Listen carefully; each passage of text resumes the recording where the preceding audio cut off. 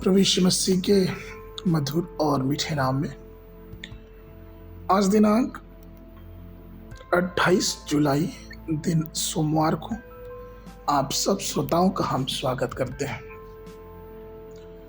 आज के दिन के लिए जो वचन है वो लिया गया है कुलुस्सियों की पत्री उसका 3 अध्याय 17 पद। और वचन से या काम से जो कुछ भी करो सब प्रभु यीशु के नाम से करो और उसके द्वारा परमेश्वर पिता का धन्यवाद करो। प्रियो, आज के मनन का विषय है परमेश्वर की उपस्थिति में। परमेश्वर की उपस्थिति वाक्य का कई अर्थों में अनुवाद निकाला जा सकता है, जैसे दिव्य उपस्थिति, परमेश्वर के साथ एकता, परमेश्वर के साथ सहभागिता। लेकिन इसका अभिप्राय जो भी हो, जरूरी यह है कि हम परमेश्वर की उपस्थिति में भरपूर अनुभव उठाएं, अपने विश्वासी होने के सौभाग्य को समझें और उस आशीष को अपने जीवनों में लें।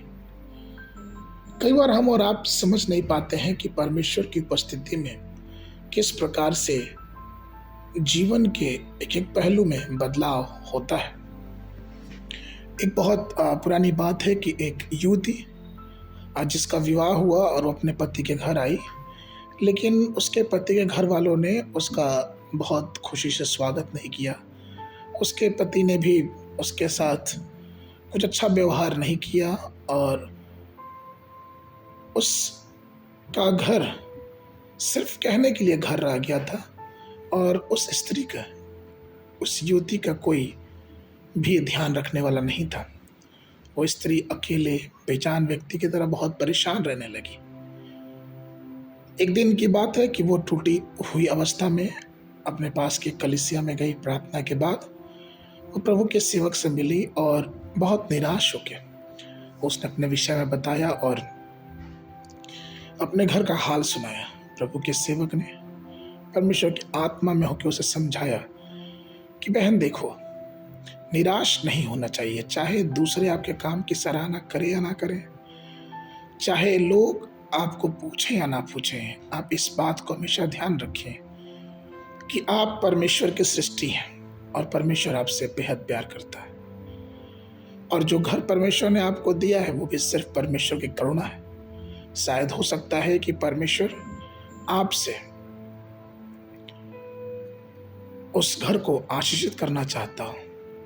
प्रभु के दास ने आगे कहा कि आज से कृपया मेरी एक बात मानिए, हर सुबह उठिए और इससे पहले कि आप घर का कोई भी काम करें, परमेश्वर के सामने घुटने टेकिए, परमेश्वर को धन्यवाद दीजिए सुंदर से घर के लिए, अपने अच्छे पति के लिए, अपने अच्छे परिवार के लिए, और देखिए परमेश्वर की अनुग्रह कैसे आपके जीवन में प्रकट होगा।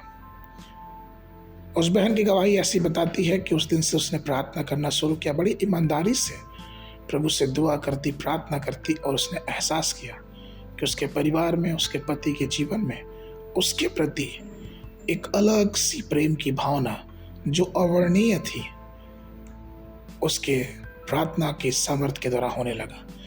परमेश्वर के प्रिय लोगों, आप इस बात को हमेशा ध्यान रखिए कि जब हम और आप परमेश्वर की उपस्थिति में चलते हैं तो परमेश्वर हमारी कद्र करता है, परमेश्वर हमसे प्रेम करता है और परमेश्वर हमारी सहायता करता है। वो हमसे कहता है कि हे धन्य अच्छे और विश्वास योग्य दास, तो थोड़े में विश्वास योग्य रहा, मैं तुम्हें बहुत वस्तुओं का अधिकारी बनाऊंगा। इसलिए हमेशा इस बात को ध्यान रखें कि जब हम परमेश्वर की उपस्थिति में चलते हैं, जीवन के किसी भी मोड़ पे परमेश्वर हमें नहीं छोड़ता, लेकिन वो हर पल हमारी सहायता करता है। आगे के मनन के लिए भजन संगीता उसका 100, 4 और 5 पद। उसके फाटकों से धन्यवाद और उसके आज्ञाओं में स्तुति करते हुए प्रवेश करो। उसका धन्यवाद करो और उसके नाम को धन्य कहो, क्योंकि यहोवा भला है, उसकी करुणा सदा के लिए और उसकी सच्चाई पीढ़ी से पीढ़ी तक बनी रहती है। आगे के मनन के लिए सुबह के समय भजन संगीता उसका 46, 47 और 48 अध्याय, शाम के समय प्रेरितों के काम उसका 28 अध्याय। परमेश्वर आप सबको आशीष देवे।